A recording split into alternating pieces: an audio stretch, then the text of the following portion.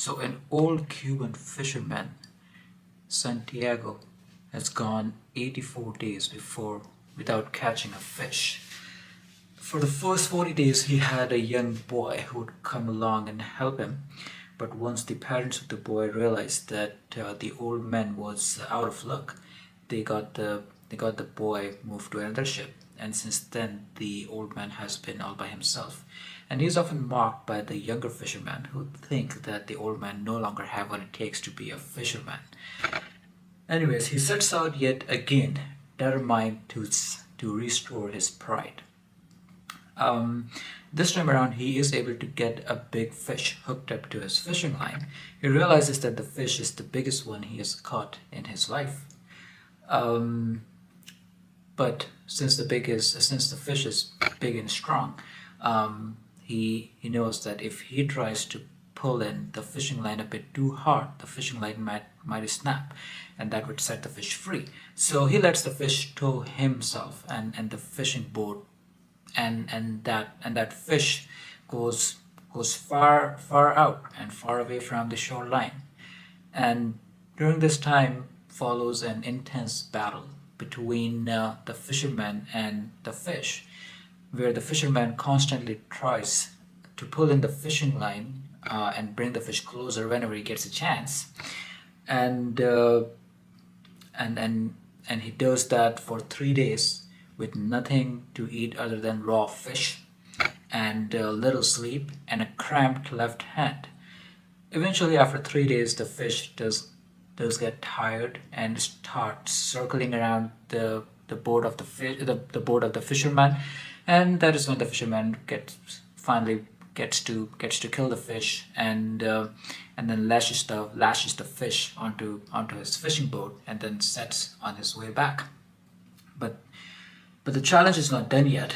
Another big challenge awaits as he sets back, and that big challenge is the shark. So as he is going back, sharks, they start attacking his fish. The first shark, the first shark comes along and eats up a portion of the meat of his fish.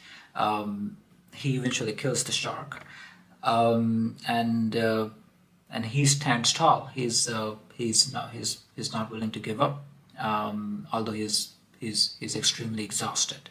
And then comes another pair of sharks. He kills them both again, but not before the damage was done.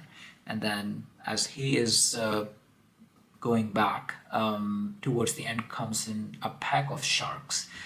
He tries hard, but he's not left with much of his fishing equipment, which he had used earlier to kill other sharks.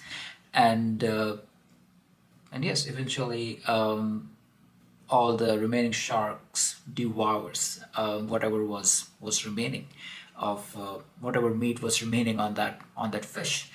Um, so so he's just left with the bones of the fish when he gets back to where he started from.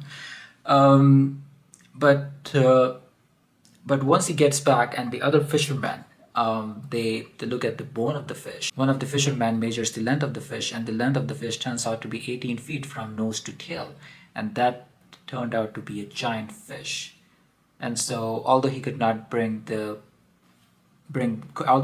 sell the fish in the market and make some money off of it, but he was able to restore his pride, and he eventually did get to silence all those who doubted his abilities as a fisherman. And uh, and he was at the end he is willing to go on for more fishing adventures. He was not willing to give up. So some important lessons that can be learned from this book, and I would definitely recommend reading this novel. It's a short novel. It's right here. This is only about 125 pages, so it should not take too long to finish up this novel.